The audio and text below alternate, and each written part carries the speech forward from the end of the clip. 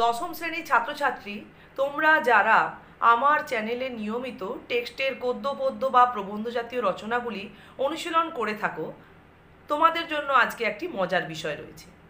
আজকের পর্বে মূলত তোমাদের কাছে মাইকেল মধুসূদন দত্তের লেখা অভিষেক কবিতাটির লাইন ধরে ধরে অর্থ বিশ্লেষণ করে বলা হবে এবং এই ভিডিওটির শেষে তোমাদেরকে মোট 5টি এমসিকিউ দেওয়া হবে। দেখি তোমরা কতজন সেই 5টি এমসিকিউর সঠিক উত্তর নির্বাচন করে আমার কমেন্ট বক্সে জানাতে পারো। তাহলে চলো দেখি আমরা পুরো কবিতাটির অর্থের বিশ্লেষণ। দেখো, কবিতাটির আমরা যেখানে যে বিরাম চিহ্ন পাবো সেখানে থামবো, তবে কিন্তু এর অর্থ আমরা বুঝতে পারবো। চলো শুরু করি প্রত্যেকটি লাইনের অর্থ বুঝে নিতে। কনক আসন ত্যাজি বীরেন্দ্র কেশরী ইন্দ্রজিৎ। এখানে ইন্দ্রজিৎকে বলা হচ্ছে বীরেন্দ্র কেশরী।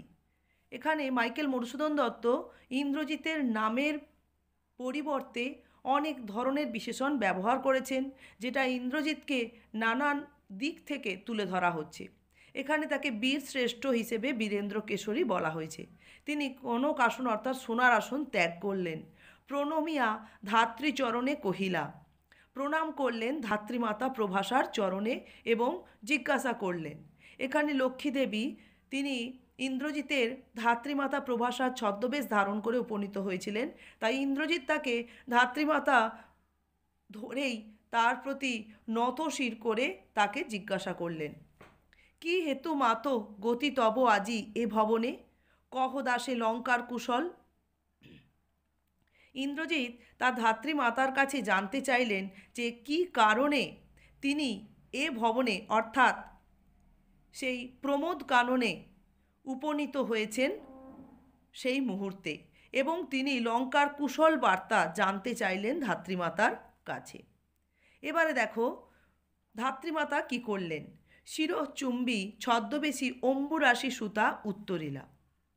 যেহেতু লক্ষ্মীদেবী প্রভাষা ধাত্রীমাতার ছদ্মবেশ ধারণ করে ইন্দ্রজিতের কাছে পুত্রসম ইন্দ্রজিতের কাছে উপনীত হয়েছিলেন, তাই পুত্রসম ইন্দ্রজিতের শির চুম্বন করে তিনি ছিলেন ছদ্মবেশ ধারণকারী, অর্থাৎ তিনি লক্ষ্মীদেবী, তিনি প্রভাষার ছদ্মবেশ ধারণ করেছিলেন। আসলে তিনি কে না অম্বুরাশি সুতা। দেবী লক্ষ্মীর অপর নাম হচ্ছে অম্বুরাশি সুতা। যেহেতু সমুদ্র মন্থনের ফলে লক্ষ্মীদেবী উত্থিত হয়েছিলেন, তাই লক্ষ্মীদেবীর অপর নাম হচ্ছে অম্বুরাশি সুতা। এখানে কবি মাইকেল মধুসূদন দত্ত যেহেতু জিনিসটা উপস্থাপন করছেন, তাই তিনি এখানে বোঝাচ্ছেন যে ছদ্মবেশ ধারণকারী অম্বুরাশি সুতা এবার উত্তর দিলেন। হায় পুত্র কি আর কহিব কনক লঙ্কার দশা। এখানে প্রথমেই দেখা যাচ্ছে যে ধাত্রীমাতা পুত্র ইন্দ্রজিতের কাছে দুঃখ প্রকাশ করছেন। কনক লঙ্কার দশা তিনি কিভাবে তুলে ধরবেন। ঘোরতর রণে হত প্রিয় ভাই তব বীর বাহু বলি। ঘোরতর রণে প্রবল যুদ্ধে নিহত হয়েছেন ইন্দ্রজিতের ভ্রাতা বীর বলি অর্থাৎ বীর যোদ্ধা বীরবাহু।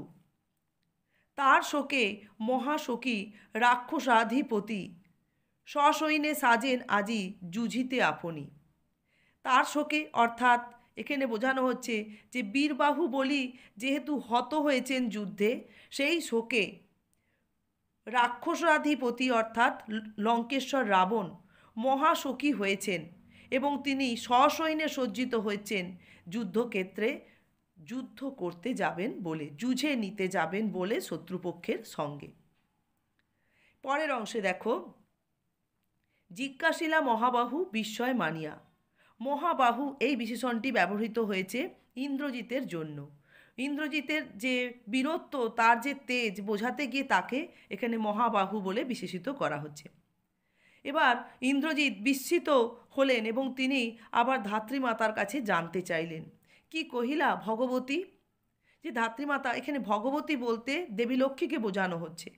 আমরা কাহিনীর প্রেক্ষাপটে জানি যে ধাত্রীমাতা উপনীত হয়েছিলেন ইন্দ্রজিতের কাছে, তিনি মূলত লক্ষ্মী দেবী, তাই এখানে কবি তাকে ভগবতী হিসেবেই উল্লিখিত করেছেন এই লাইনে। কিন্তু ইন্দ্রজিতের কাছে তিনি অতি অবশ্যই তার ধাত্রীমাতা প্রভাষা। এবার তার কাছেই বিস্মিত হয়ে জানতে চাইলেন যে তিনি কি বললেন। কে বধিল কবে প্রিয়ানুজে, প্রিয় অনুজ অর্থাৎ ইন্দ্রজিতের প্রিয় ভ্রাতা বীরবাহুকে কে কিভাবে হত্যা করলেন। কেননা ইন্দ্রজিৎ ইতিপূর্বে অবগত ছিলেন যে রামচন্দ্রই ছিল সেই মুহূর্তে একমাত্র লঙ্কার শত্রুপক্ষ। এ কারণে তিনি বলছেন, তারপরের লাইনে দেখো, নিসারণে সংহারিনু আমি রঘুবরে। এক রাত্রিকালীন যুদ্ধে তিনি সংহার করেছিলেন রঘুবরে অর্থাৎ রামচন্দ্রকে। খণ্ড খণ্ড করিয়া কাটিনু বরশি প্রচণ্ড স্বর বৈরী দলে। তিনি খণ্ড খণ্ড করে কেটে ফেলেছিলেন বর্ষণ করে সেই বৈরী দল অর্থাৎ শত্রু দলের ওপরে প্রচণ্ড স্বর বর্ষণ করে। তবে এ বারতা, এ অদ্ভুত বারতা জননী কোথায় পাইলে তুমি শীঘ্র কহ দাসে। যেহেতু ইন্দ্রজিৎ ইতিপূর্বে এক নিসারণে রামচন্দ্রকে নিহত করেছেন, এরকমই একটা বিষয় অবগত ছিলেন তিনি। এর পরেও কি করে এ ধরনের বার্তা অর্থাৎ তার প্রিয়ানুজের নিহত হওয়ার বার্তা, এটি তার কাছে বড় অদ্ভুত বার্তা বলে পরিগণিত হচ্ছে। তার জননী ধাত্রীমাতা যে তার কাছে শ্রবণ করাচ্ছেন তাকে, তা কোথা থেকে তিনি জানতে পারলেন সেটা তিনি তার ধাত্রীমাতার কাছে খুব শীঘ্রই জানতে চাইছেন। পরের অংশে দেখো, এবার তার ধাত্রীমাতা উত্তর দিচ্ছেন। রত্নাকর রত্নোত্তমা ইন্দিরা সুন্দরী উত্তরীলা। এখানে দেখো লক্ষ্মী দেবীর অনেকগুলি সমার্থক নামের সমার্থক শব্দ বা লক্ষ্মী দেবীর আর কি কি নাম রয়েছে উল্লেখ করা হয়েছে। তাকে রত্নাকর বলা হয়, তিনি সম্পদের দেবী, তিনি রত্নোত্তমা, তিনি সর্বগুণান্বিতা, তার অপর নাম অপর নাম ইন্দিরা, তিনি সুন্দরী। তাহলে সেই লক্ষ্মী দেবী উত্তর দিলেন ইন্দ্রজিতের কাছে। উত্তরে কি বলছেন? হায় পুত্র মায়াবী মানব সীতাপতি। তিনি ইন্দ্রজিতের কাছে তুলে ধরছেন যে যেহেতু ইতিপূর্বে ইন্দ্রজিৎ রামচন্দ্রকে নিসারণে হত্যা করেছিলেন, তবুও তার ভ্রাতার মৃত্যু সংবাদ তাকে শ্রবণ করতে হচ্ছে, এরকমই একটি বিস্ময় প্রকাশ করেছেন। তাই লক্ষ্মীদেবী উত্তর দিচ্ছেন যে রামচন্দ্র হচ্ছেন সীতাপতি অর্থাৎ শ্রীরামচন্দ্র হচ্ছেন এক মায়াবী মানব, এবং এই কথাটি তিনি ক্ষোভের সঙ্গেই উপস্থাপন করছেন ইন্দ্রজিতের কাছে। তব স্বরে মরিয়া বাঁচিল, যে ইন্দ্রজিতের স্বরে নিহত হয়েও প্রাণ ফিরে পেলেন, তাই তাকে মায়াবী মানব বলে অভিহিত করছেন। এরপর লক্ষ্মীদেবী বলছেন ইন্দ্রজিৎকে, যাও তুমি ত্বরা করি, অর্থাৎ খুব শীঘ্রই তিনি যেতে বলছেন ইন্দ্রজিৎকে। কোথায় না, রক্ষকুল। দেখো, প্রথম রক্ষে শব্দের অর্থ রক্ষা করো, তারপরে রক্ষ বিসর্গ রয়েছে, এটা হচ্ছে রাক্ষসপুরীকে রক্ষা করার কথা এবারে তার ধাত্রীমাতা ইন্দ্রজিৎকে স্মরণ করিয়ে দিচ্ছেন। রক্ষকুল মান, রক্ষা করার কথা বলছেন। এ কাল সমরে রক্ষ চূড়ামণি, যে একটা দুঃসময় উপনীত হয়েছে রক্ষপুরীর ওপর, সেই দুর্যোগপূর্ণ সময়ে রাক্ষসকুলের চূড়ামণি যে ইন্দ্রজিৎ, তাকে রাক্ষসপুরীর মান সম্মান রক্ষা করার ভার গ্রহণ করতে হবে। এ কারণেই তার ধাত্রীমাতা তা খুব শীঘ্রই তাকে রক্ষপুরীতে যাওয়ার কথা, ফিরে যাওয়ার কথা বলছেন।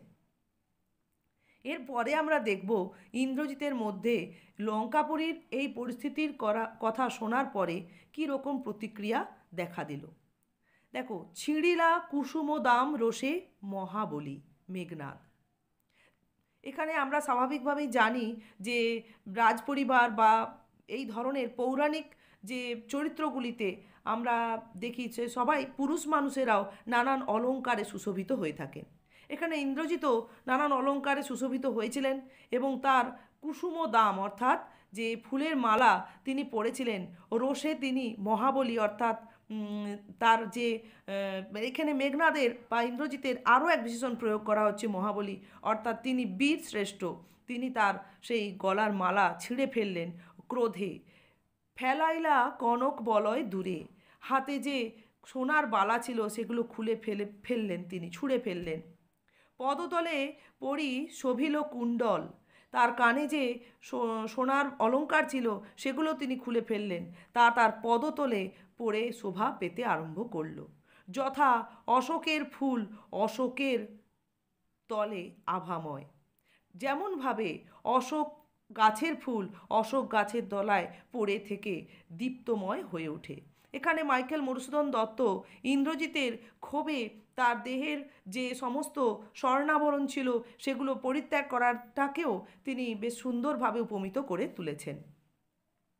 সেই সঙ্গে তিনি নিজেকে ধিক্কার দিচ্ছেন। দেখো ইন্দ্রজিৎ, দেখো তিনি নিজেকে ধিক্কার দিয়ে বলছেন, ধিক মোরে কহিলা গম্ভীরে কুমার, হা ধিক মোরে। তাহলে তিনি নিজেকে ধিক্কার দিয়ে খুব গম্ভীর স্বরে মনে মনে যেন উচ্চারণ করছেন, মনে মনে এটা ভাবছেন যে বৈরী দল বেড়ে স্বর্ণলঙ্কা, অর্থাৎ শত্রু দল বা শত্রুপক্ষ ঘিরে পেরেছে স্বর্ণলঙ্কাকে, হেথা আমি বামা দল মাঝে। অর্থাৎ সেই প্রমোদ উদ্যানে তিনি মহিলাদের রমণীদের মাঝে বিলাসিতাপূর্ণ জীবনযাপন করছেন, এরকমই একটা ক্ষোভ তার মনের মধ্যে উপনীত হলো। এই কি সাজে আমারে দশাননাত্মজ, আমি ইন্দ্রজিৎ। তাহলে এই পরিস্থিতিটা বা তিনি যা করছিলেন প্রমোদ কাননে থেকে, এটা তাকে সাজে না। তিনি দশাননের আত্মজ অর্থাৎ দশানন পুত্র রাবণ পুত্র, তিনি ইন্দ্রজিৎ। আনরথ তরা করি ঘুচাবো এ অপবাদ বোধি রিপুকুলে। তখন ইন্দ্রজিৎ দাসদেরকে নির্দেশ দিলেন যে খুব শীঘ্রই যেন সবাই রথ নিয়ে আসে, তিনি লঙ্কায় যাত্রা করবেন, খুব শীঘ্রই তিনি অপবাদ গুছাবেন লঙ্কার এবং বধ করবেন রিপুকুলে, অর্থাৎ তার শত্রু কুলকে বা শত্রু পক্ষকে। এর পরের অংশে দেখো, সেই প্রমোদ কাননেই যখন ইন্দ্রজিৎ এবার বীর শয্যায় সজ্জিত হচ্ছেন, তখন কিভাবে তাকে বিশেষিত করছেন বা তার রূপটা কি হলো এবার কবি তুলে ধরছেন। সাজিলা রথীন্দ্রোৎসব বীর আভরণে। তাহলে রথীন্দ্রোৎসব বলতে ইন্দ্রজিৎকে আবার এখানে তিনি যে বীর, তিনি যোদ্ধা, সেইভাবে বিশেষিত করা হচ্ছে। তিনি বীর আভরণে সজ্জিত হলেন। এবার তার সেই সজ্জাটা কীরকম হয়েছে না, দুটো বিশেষণে এখানে বিশেষিত করছেন। প্রথম বিশেষণ দেখো, হৈমবতী সুত যথা নাসিতে তারকে মহাসুর। এবার হৈমবতী সুত অর্থাৎ দেবী দুর্গার পুত্র যে কার্তিককেই মূলত এখানে বোঝানো হচ্ছে, সে তারকাসুরকে বধ করতে যে শয্যায় সজ্জিত হয়েছিল, যে বীর শয্যায় সজ্জিত হয়েছিল, যেন সেই রকম শয্যা ধারণ করেছেন এখানে ইন্দ্রজিৎ।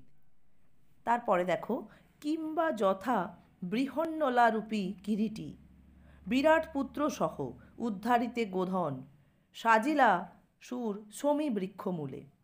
তাহলে প্রথমে তো তাকে হৈমবতী সুতা অর্থাৎ সুতা কার্তিকের সঙ্গে তুলনা করা হলো, এরপর কিরীটি অর্থাৎ অর্জুনের সঙ্গে তুলনা করা হচ্ছে।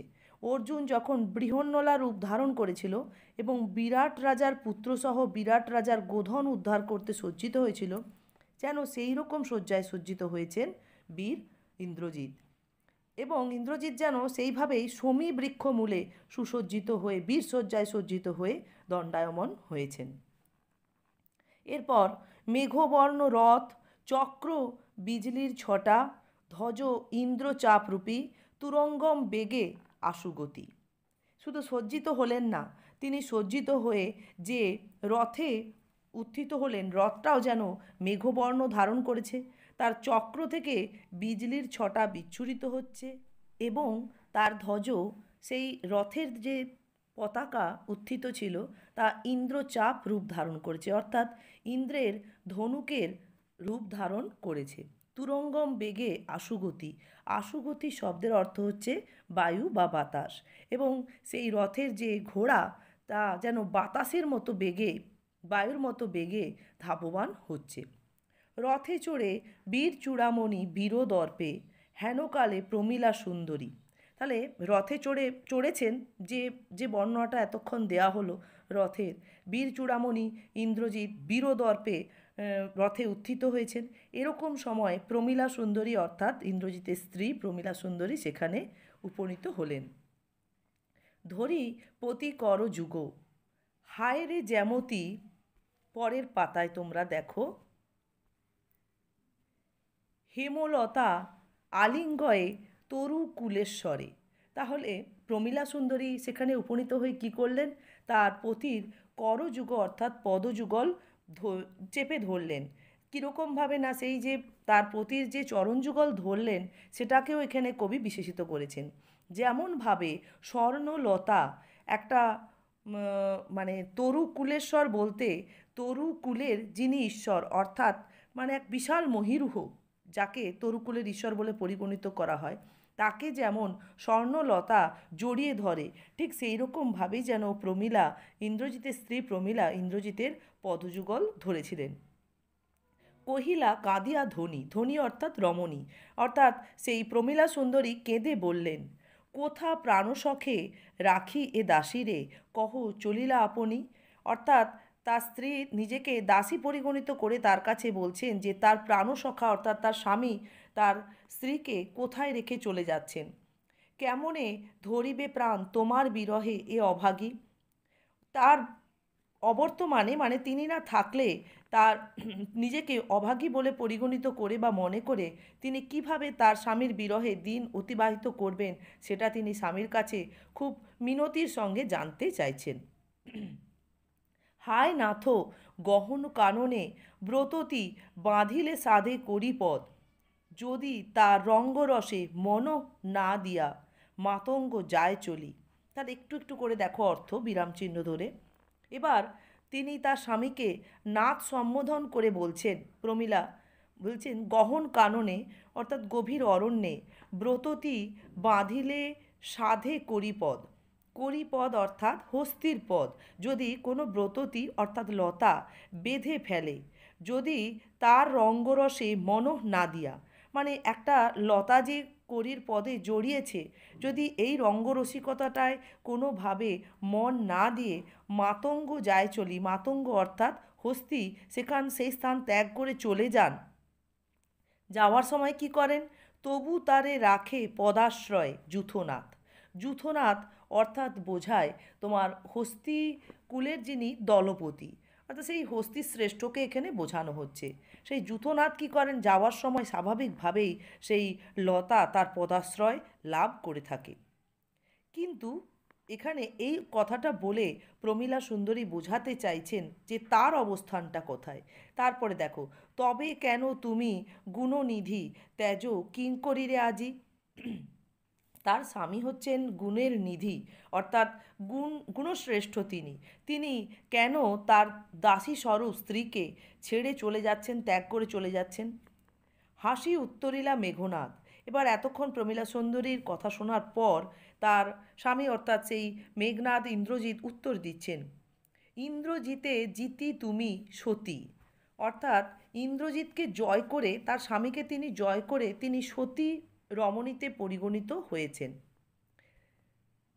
বেঁধেছ যে দৃঢ় বাঁধে, কে পারে খুলিতে সে বাঁধে। তাহলে যে দৃঢ় বন্ধনে তার স্ত্রী তাকে বেঁধে রেখেছে সেই বন্ধন খোলা কিন্তু তার পক্ষে সম্ভব নয়। তরায় আমি আসিব ফিরিয়া কল্যাণী, সমরে নাসি তোমার কল্যাণে রাঘবে। তাহলে খুব শীঘ্রই তিনি ফিরে আসবেন সমরে, মানে তার কল্যাণীর কাছে ফিরে আসবেন এবং সমরে অর্থাৎ যুদ্ধক্ষেত্রে নাশ করবেন তার স্ত্রীর কল্যাণে। তিনি নাশ করবেন কাকে, রামচন্দ্রকে। বিদায় এবে দেহ বিধুমুখী, সেই তার স্ত্রীকে এখানে বিধুমুখী সম্বোধিত করে তার কাছে বিদায় প্রার্থনা করছেন এবার ইন্দ্রজিৎ। পরের স্তবকে দেখো, এবারে বিদায় নিলেন প্রমীলা সুন্দরীর কাছ থেকে ইন্দ্রজিৎ। এবার তিনি কিভাবে আকাশ পথে যাত্রা করছেন তার বর্ণনা রয়েছে। উঠিল পবন পথে ঘোরতর রবে, রথবর হৈম পাখা বিস্তারিয়া যেন উড়িলা মৈনাক শৈল অম্বর উজ্জ্বলী। তাহলে এবার পবন পথে ঘোরতর রব উত্থিত হলো। কেন না, রথবর অর্থাৎ ইন্দ্রজিৎ যাত্রা করছেন এবং তার রথ যেন হৈম পাখা বিস্তারিত করেছে। হৈম পাখা মানে স্বর্ণ পাখা, হৈম শব্দের অর্থ স্বর্ণ, স্বর্ণ পাখা বিস্তারিত করে যেন মনে হচ্ছে একটি মৈনাক পর্বত সমগ্র অম্বর অর্থাৎ গগন উজ্জ্বল করে উড়ে চলেছে। এবং যেতে যেতে ইন্দ্রজিৎ কি করছেন না, তিনি তখন তো ভেতরে ভেতরে খুব ক্রুদ্ধ, কিভাবে তিনি লঙ্কার কলঙ্ক মোচন করবেন এটাই মনে প্রাণে চাইছেন। সিঞ্জিনী আকর্ষী রোষে, সিঞ্জিনী অর্থাৎ ধনুকের ছিলা। তিনি যেতে যেতেই তখনও পর্যন্ত কারোর ওপর অস্ত্র প্রয়োগ করছেন না, কিন্তু একটা মনের মধ্যে ক্রোধবশত তিনি ধনুকের ছিলা আকর্ষণ করতে থাকলেন এবং টঙ্কারিলা ধনু সেই আকর্ষণ করার ফলেই একটা ধ্বনি উত্থিত হলো সেই ছিলাটা ছেড়ে দেওয়ার পরে। টঙ্কারিলা ধনু বীরেন্দ্র, অর্থাৎ বীরেন্দ্র বলতে ইন্দ্রজিৎকে বোঝানো হচ্ছে। ইন্দ্রজিৎ তার ধনুকের ছিলা আকর্ষণ করে ধ্বনি উত্থিত করতে থাকলেন। পক্ষীন্দ্র যথা নাদে মেঘ মাঝে ভৈরবে, যেমনভাবে পক্ষীন্দ্র অর্থাৎ গরুরকে বোঝানো হচ্ছে। গরুর যেভাবে ভৈরবে মানে একটা হুঙ্কারের সঙ্গে মেঘের মধ্যে গর্জন করে। কাঁপিল লঙ্কা কাঁপিল জলধি, এরপর সেই আকাশপথ থেকে তিনি লঙ্কা সংলগ্ন হলেন, তখন লঙ্কা কেঁপে উঠল এবং লঙ্কা সংলগ্ন জলধিও কম্পমান হলো। সাজিছে এবারে লঙ্কায় তখন কি চলছে তার বর্ণনা শুরু হলো। সাজিছে রাবণ রাজা বীর মদে মতি, তাহলে লঙ্কেশ্বর রাবণ বুঝে গেছিলেন যে তাকেই এবার যুদ্ধক্ষেত্রে যেতে হবে, যে কারণে তিনি যুদ্ধসজ্জায় সজ্জিত হচ্ছিলেন এবং তিনি বীর মদে মত্ত হয়েই যেন সেই যুদ্ধসজ্জায় নিজেকে সজ্জিত করছিলেন। এরকম সময় সেখানে তার পুত্র ইন্দ্রজিৎ উপনীত হয়েছেন। বাজিছে রণবাজনা গরজিছে গজ, তাহলে সেই যুদ্ধের প্রস্তুতি হিসেবে রণবাজনা বাজছে লঙ্কায় এবং গজ অর্থাৎ হাতিগুলো গর্জন করতে শুরু করেছে। হ্রেসে অশ্ব অর্থাৎ অস্ত্ররা তাদের হুঙ্কার ছাড়তে শুরু করেছে। হুঙ্কারিছে পদাতিক রথি, মানে পদাতিক বাহিনী যারা সৈন্যদলে তারাও হুঙ্কার ছাড়তে আরম্ভ করেছে। তারা সবাই সম্মিলিতভাবে সবাই সম্মিলিতভাবে যেন এখানে যুদ্ধসজ্জায় সজ্জিত হয়েছে। উড়িছে কৌশিক ধ্বজ, অর্থাৎ লঙ্কার আকাশে উঠছে তখন রেশমের পতাকা। উঠিছে আকাশে কাঞ্চন কঞ্চুক বিভা, তাহলে এত সমস্ত দিক থেকে যে লঙ্কায় যুদ্ধের প্রস্তুতি স্বরূপ আয়োজন সংগঠিত হয়েছে, ফলে লঙ্কার আকাশে স্বর্ণ আবরণে মণ্ডিত এক বিভা বা উজ্জ্বলতা বিভূষিত হচ্ছে। হেনকালে তথা দ্রুতগতি উতরিলা মেঘনাথ রথি, এরকম সময় সেখানে খুব দ্রুত পদে উপনীত হলেন কে না মেঘনাথ অর্থাৎ ইন্দ্রজিৎ বীর। তাহলে এরপর পিতার সঙ্গে তার সাক্ষাৎ বা রক্ষপুরীতে কিভাবে মেঘনাথকে অভ্যর্থনা জানানো হবে সেই বর্ণনা আমরা শেষের অংশে পাব। নাদিলা কর্বুর দল হেরি বীরবরে মহাগর্বে, নাদিলা অর্থাৎ গর্জন নাদ সৃষ্টি করে উঠলেন, অর্থাৎ গর্জন করে উঠলেন কর্বুর দল অর্থাৎ সৈন্যদল বীরবরকে মহাগর্বে দেখে। নমিপুত্র পিতার চরণে, ইন্দ্রজিৎ লঙ্কেশ্বর রাবণের চরণে নমস্কার জানালেন। করজোড়ে কহিলা, করজোড়ে এবারে জানাচ্ছেন পিতাকে, হে রক্ষ কুলপতি, শুনেছি মরিয়া নাকি বাঁচিছে পুনঃ রাঘব। এবার তার পিতার কাছে জানতে চাইলেন, যেটা ইতিপূর্বে তিনি প্রভাষা ধাত্রীমাতার মুখে শ্রবণ করেছিলেন, অবগত হয়েছিলেন, যে রক্ষকুলপতি তিনি তার পিতার কাছে জানতে চাইছেন যে রামচন্দ্র নাকি মরেও আবার বেঁচে উঠেছেন। এ মায়া পিত বুঝিতে না পারি, মানে এ কী ধরনের মায়া সে ইন্দ্রজিৎ ঠিক বুঝে উঠতে পারছেন না, তা পিতার কাছে তিনি জানতে চাইছেন। কিন্তু অনুমতি দেহ সমূলে নির্মল করিব পামরে আজি, আর শুধুমাত্র পিতার অনুমতি পেলেই তিনি ইন্দ্রজিৎ সমূলে নির্মূল করবেন পাপিষ্ঠ সমস্ত যারা তাদের রক্ষপুরী সংলগ্ন হয়েছেন। ঘোর সরানলে করি ভস্য, তাদের সমূলে বিনাশ করবেন বা তাদের ওপর ঘোর সরানল বর্ষণ করে তাদেরকে ভস্মীভূত করবেন, বা কী করবেন দেখো, বায়ু অস্ত্রে উড়াইব তারে, তাদের ওপর বায়ু অস্ত্র প্রয়োগ করে তাদেরকে উড়িয়ে সেই লঙ্কার পুরীর সংলগ্নতা থেকে একদম অন্যত্র তাদের পাঠাবেন। নতুবা বাঁধিয়া আনি দিব রাজপদে, না হলে তার পিতা যদি আদেশ করেন তাহলে তিনি রাজপদে সেই শত্রুপক্ষকে বেঁধে উপনীত করবেন। এ তো দেখা মানে এখানে ইন্দ্রজিৎ লঙ্কাপুরীতে উপনীত হয়েই তার পিতার কাছে এইভাবে তার মনের বাসনা ব্যক্ত করে চলছেন। এবারে দেখো লঙ্কেশ্বর রাবণ তার পুত্রর সঙ্গে কি করছেন বা কি বলতে চাইছেন। আলিঙ্গি কুমারে চুম্বি শির মৃদু স্বরে উত্তর করিলা তবে স্বর্ণ লঙ্কাপতি। তাহলে আলিঙ্গন করলেন তার কুমারকে, তার শির চুম্বন করলেন, স্নেহ প্রদান করলেন তাকে, এবং মৃদু স্বরে লঙ্কার অধিপতি উত্তর দিলেন, রাক্ষসকুল শেখর তুমি বৎস। রাক্ষসকুলের শেখর, শ্রেষ্ঠ তিনি, তুমি রাক্ষসকুল ভরসা। এবং তিনি তার পুত্র ইন্দ্রজিৎকেই রাক্ষসকুলের ভরসা বলে পরিগণিত করেন বা মনে করেন। এ কাল সমরে নাহি চাহে প্রাণ মম পাঠাইতে তোমা বারংবার। যে কাল সমর, অর্থাৎ যে সমরটা মানে যে যুদ্ধক্ষেত্রে যুদ্ধ চলছে, সেই যুদ্ধ মধ্যে খুব ভালো কিছু ঘটছে না লঙ্কাপুরীর ক্ষেত্রে।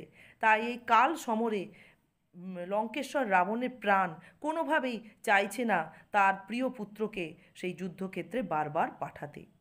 হায় বিধি বাম মম প্রতি। এবং লঙ্কেশ্বর মনে করছেন যে তার বিধি অর্থাৎ তার ভাগ্য তার প্রতি আজ বিরূপ হয়েছে। কে কবে এবারে এই পরিস্থিতির কারণে মনে হয়েছে এবারে সেই বিরূপতার কারণ হিসেবে তিনি তার পুত্রর কাছে কি উপস্থাপন করছেন দেখো। কে কবে শুনেছে পুত্র ভাসে শিলা জলে। যে কেউ কি কখনো শুনেছে, তার পুত্রর কাছে জানতে চাইছেন যে জলের মধ্যে শিলা কখনো ভাসে? কিন্তু সেরকমই তো ঘটনা সংঘটিত হয়ে চলছে। যে সমস্ত মানে অসম্ভব কিছু ঘটে চলেছে, এ কারণে লঙ্কেশ্বর রাবণ আরও মনে মনে ভাবছেন যে তার ভাগ্য তার প্রতি বিরূপ হয়েছে। কে কবে শুনেছে লোক মরি পুনঃ বাঁচে। যে নিসারণে এখানে ইন্দ্রজিৎ রাঘবকে অর্থাৎ রামচন্দ্রকে হত্যা করেছিলেন, বা লক্ষণের কথা, রামানুজ লক্ষণের কথাও এখানে উঠে আসছে যে লোক মরে গিয়েও আবার বেঁচে উঠছে।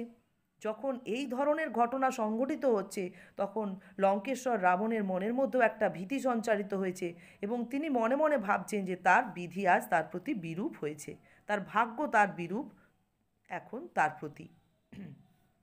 উত্তরিলা বীরদর্পে অসুরারি রিপু। অসুরারি রিপু অর্থাৎ অসুরদের অরি।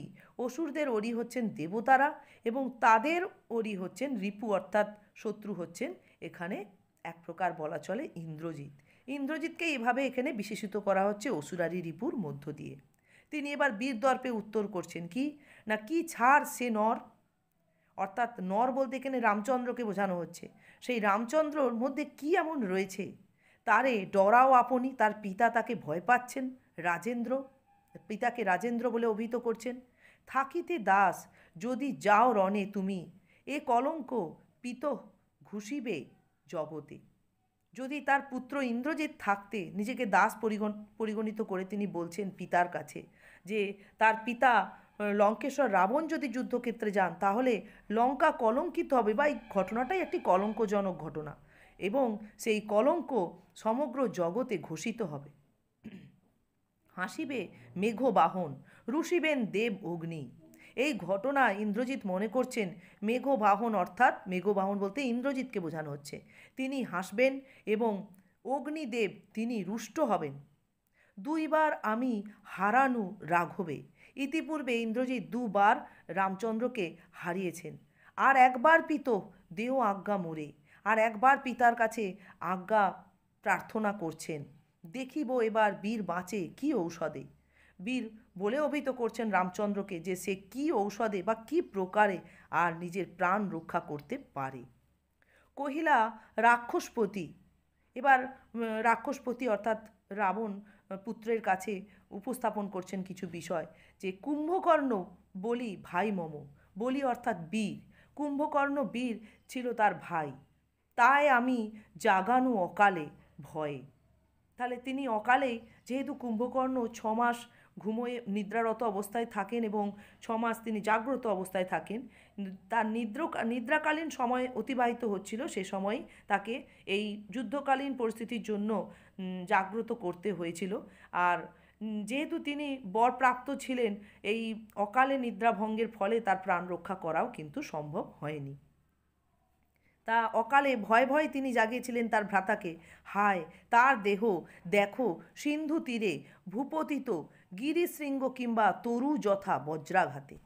তার দেহ সিন্ধু তীরে ভূপতিত হয়ে রয়েছে, যেন দেখে মনে হচ্ছে একটি গিরিশৃঙ্গ বা একটি বিশাল বড় তরু বজ্রাঘাতে আহত হয়ে সেখানে ভূপতিত হয়ে রয়েছে।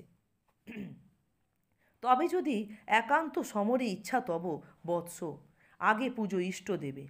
তবে লঙ্কেশ্বর রাবণ মনে করছেন যদি একান্তই তার পুত্র ইন্দ্রজিতের ইচ্ছে হয় যে তার সমরে তাকে যেতেই হবে, তবে তার বৎস যেন তার ইষ্ট দেবতাকে আগে তুষ্ট করে পূজা করেই সেই সিদ্ধান্ত গ্রহণ করেন। নিকুম্ভিলা যজ্ঞ সাঙ্গ করো বীরমণি, এবং তাকে নিকুম্ভিলা যজ্ঞাগারে নিকুম্ভিলা যজ্ঞ সম্পন্ন করা, সাঙ্গ করো অর্থাৎ সম্পূর্ণ করার নির্দেশ দিলেন বীরমণিকে, অর্থাৎ তার পুত্রকেই তিনি বীরমণি সম্বোধন করছেন। সেনাপতি পদে আমি বরিনু তোমারে, তারপরে লঙ্কেশ্বর রাবণ তার পুত্র ইন্দ্রজিৎকে তিনি সেনাপতি পদে বরণ করবেন। দেখো অস্তাচলগামী দীননাথ এবে, এবে অর্থাৎ এই সময়, মানে যে সময় পিতা পুত্রের কথোপকথন হচ্ছে, তখন অস্তাচলগামী মানে অস্ত চলেছে দীননাথ অর্থাৎ সূর্য। প্রভাতে যুঝিও, অর্থাৎ পরদিন প্রভাতে যেন যুদ্ধক্ষেত্রে যান বা যুঝে নেন, যুদ্ধক্ষেত্রে গিয়ে তার পুত্র ইন্দ্রজিৎ বৎস রাঘবের সাথে, রামচন্দ্রের সাথে পরদিন প্রভাতে গিয়ে যেন যুদ্ধক্ষেত্রে মীমাংসা করেন বা যুদ্ধক্ষেত্রে তাকে বুঝে নেন। এতে কহিয়া রাজা যথাবিধি লয়ে গঙ্গোদক অভিষেক করিলা কুমারে। এতে কহিয়া রাজা, রাজা বলতে এখানে লঙ্কেশ্বর রাবণকে বোঝানো হচ্ছে। তিনি এইসব এত কিছু পুত্রকে বোঝানোর পর, পুত্র ইন্দ্রজিৎকে এত কিছু বোঝানোর পর, এরপর তিনি যথাবিধি লয়ে গঙ্গোদক, মানে গঙ্গোদক বলতে গঙ্গা জল তিনি নিলেন, বিধিসম্মতভাবে অভিষেক করলেন কুমারে, অর্থাৎ কুমার বলতে এখানে ইন্দ্রজিৎকেই বোঝানো হচ্ছে, ইন্দ্রজিতের অভিষেক সম্পাদন করলেন। তাহলে আমরা এভাবেই দেখছি যে লাইন ধরে পুরো কবিতাটার বিষয়বস্তু যদি আমরা গদ্য আকারে বুঝে নিতে পারি, তাহলে পুরো কবিতার দেখবে যে কোনো অংশের যেখানে যাই প্রশ্ন থাকুক না কেন তার উত্তর দিতে আমাদের কোনোভাবেই অসুবিধে হবে না। তাহলে আজকে তোমরা এই পুরো কবিতাটার এভাবে লাইন ধরে যে অর্থ বিশ্লেষণ করা হলো বা গদ্য রূপ তুলে ধরা হলো, এটাই ভালো করে আগে অনুশীলন করো, যাতে তোমরা প্রত্যেকটা শব্দের অর্থ ঠিকঠাকভাবে বুঝতে পারো। এবং পড়ার সময় তোমাদের সব সময় মাথায় রাখতে হবে যেখানে যেভাবে বিরাম চিহ্ন রয়েছে সেই বিরাম চিহ্ন ধরেই কিন্তু তোমাদের থামতে হবে, তবেই তোমরা এর অর্থ বুঝতে পারবে। ঠিক আছে, আজকে তোমরা এটাই অনুশীলন করো। দেখো তোমাদের এখানে 5টি এমসিকিউ দেওয়া হয়েছে, তোমরা শুধুমাত্র এখানে দাগ নাম্বার দিয়ে কোন অপশান হবে সেটাই লিখে জানাবে।